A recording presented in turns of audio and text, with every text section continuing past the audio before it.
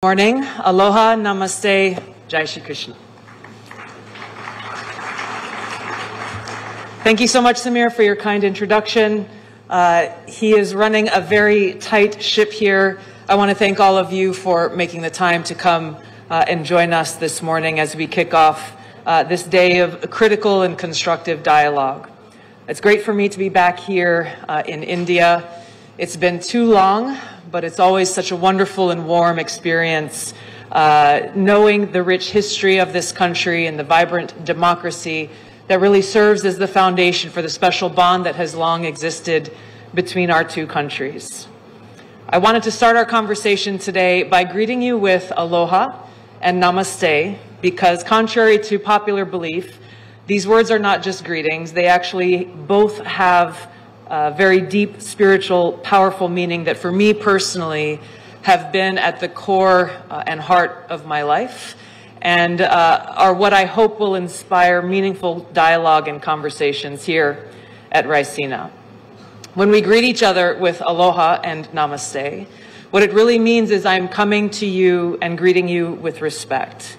It is a recognition of the eternal, divine spirit that exists within each of our hearts.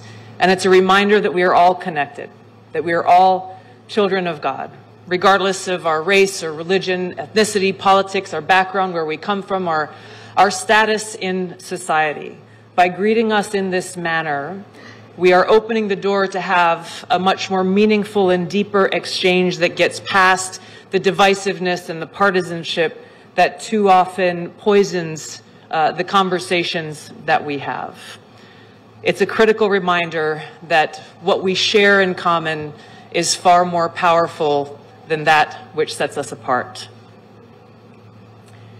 It's great to be back here in India, and I especially want to thank Prime Minister Modi for the invitation to come here to get together with new friends, to greet old friends here from across the Indo-Pacific region and from around the world. I leave right after our dialogue here to head back to Washington, D.C., but it's been a constructive few days where I've been engaging with our Indian counterparts, working to continue to build off of the momentum that was created by President Trump and Prime Minister Modi's joint statement issued in Washington, D.C. after their Oval Office meeting. The partnership between our two countries has been strong for decades, and under the leadership of two great leaders and true great friends, President Trump and Prime Minister Modi, and rooted in our shared values of peace and freedom, security and prosperity, I'm confident that this partnership and friendship between our two nations and our leaders will continue to grow and strengthen. I'm grateful to be here with all of you because these gatherings are so important, because they give us the opportunity to come together and actually engage in direct dialogue and conversation around some of the most timely and pressing issues that face us all. The theme of this conference couldn't be better: people, peace, and planet, highlighting these fundamental aspirations that unite us.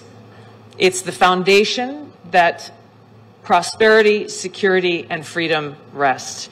If we are not at peace, we cannot be truly prosperous, secure, or free. And so today, our actions, our dialogue, the reaffirmation of our commitments to these principles, to one another and our partnerships, and our shared vision for the future provide us with the opportunity to build more meaningful relationships and work together as we leave this conference towards the interests of the people, to protect our planet and to further the cause of peace. I'm a child of the Pacific. I was born and raised, first born in American Samoa, raised in Hawaii. I've spent a lot of time throughout my life traveling throughout the Indo-Pacific and working in many different countries. So I'm very familiar with the rich and beautiful cultures, the kindness and hospitality that I've experienced everywhere I've gone, and the rich history within each country that leads to a better understanding of the nuance and complexities that exist within these countries, but also within the relationships in the region. It's a vast and critical region that's not just a geographic space. It is the geopolitical center of gravity for the 21st century. So ensuring peace and stability here is essential to our collective security, our objective of economic prosperity, and our ability to work together to take on the great challenges of our time. And we must tackle these challenges together. Our ability to do so as nations, as leaders, as people, is critical towards achieving our collective goals.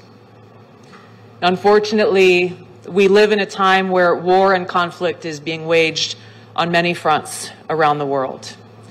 The Bulletin of Atomic Scientists, founded in 1945 by Albert Einstein and Oppenheimer, has declared the doomsday clock to be 89 seconds to midnight, closer to the brink of nuclear catastrophe than ever before. So your focus again on peace, people, and planet is timely. It is times like this that call on leaders to stand up for these interests that affect us all and will affect generations who will follow. Unfortunately, as we've seen throughout history, simply calling for peace too often invokes attacks and smears. Perfect example is during President Trump's recent campaign for the presidency. He made it a pillar of his campaign to share his commitment to peace and to bring his leadership towards bringing about an end to the Russia-Ukraine war, to stop the killing, to prevent this risk of World War III and nuclear war. And for this commitment, he was attacked relentlessly, not only by his political opponents and legacy media in our own country, but even by those abroad. Despite these attacks and smear campaigns, the American people voted overwhelmingly for him to return to the White House and delivered a very clear message and mandate for peace, which he is carrying out as we gather here today. Now, these goals cannot be achieved by any one person or one nation alone. Our ability to make progress toward a peaceful, secure, free, and prosperous society must be done together, and it begins with us. Now, I want to share with you a few excerpts from one of the most powerful speeches that I've heard in my life that was delivered by President John F. Kennedy at American University in 1963 on this topic of peace. He said, quote, "First, we must examine our attitude toward peace itself. Too many of us think it is impossible. Too many think it is unreal. But that is a dangerous defeatist belief. It leads to the conclusion that war is inevitable, that mankind is doomed, that we are gripped by forces that we cannot control." Morning, aloha, namaste, Jai Shri Krishna. Thank you so much, Samir, for your kind introduction. He is running a very tight ship here. I want to thank all of you for making the time to come and join us this morning as we kick off this day of critical and constructive dialogue. It's great for me to be back here in India.